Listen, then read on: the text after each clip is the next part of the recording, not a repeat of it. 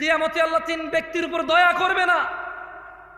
এর মধ্যে একজন হচ্ছে যার পায়ের নিচে টাকনুর নিচে প্যান্ট পরে, যে জামা কাপড় পরে, যে জুলাইখা কি কোনোদিন অন্তরে কষ্ট পেয়েছে? আমার বাচ্চার সাথে তো আল্লাহ কথাই বলবে না।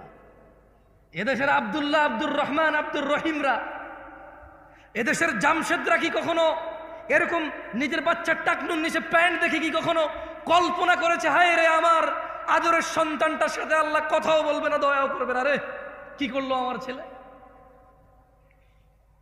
এই দেশের জামশেদরা, আব্দুল্লাহরা, আব্দুর রহমানরা, এই দেশের আব্দুল করিমরা কখনো কি নিজের ছেলেটা ফজরে ঘুমিয়ে আছে ভেবেছে যে আমার বাচ্চাটা মারা গেলে জাহান্নামে চলে যাবে সলাতের হেফাজতকারী না বলে?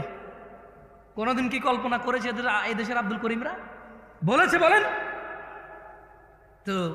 ইসলাম তাহলে ওর কাছে কতটুকু পরিচিত? ও ইসলামকে কতটুকু জানে? কিভাবে জানে ইসলামকে সে? আমাকে কি একটু বলতে পারেন আপনারা?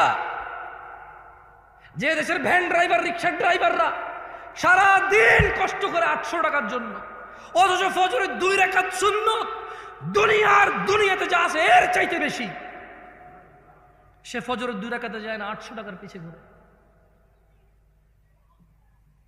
কোনদিন কি এদেশের আমার দরিদ্র মুসলমানরা কি ভেবেছে যে দিনে 12 রাকাত সুন্নতে মুআক্কাদা, ফজরে 2, জোহরে 6, মাগরিবে 2, ইশায় 2, এই 12 রাকাত সুন্নত যে পড়ে আল্লাহ তার জন্য জান্নাতে ঘর নির্মাণ করে? কয়জন নিয়েছে বেনিফিট? কতজন ইসলামে এটা বুকে লালন করে? আমরা ইসলামকে কিভাবে জানি?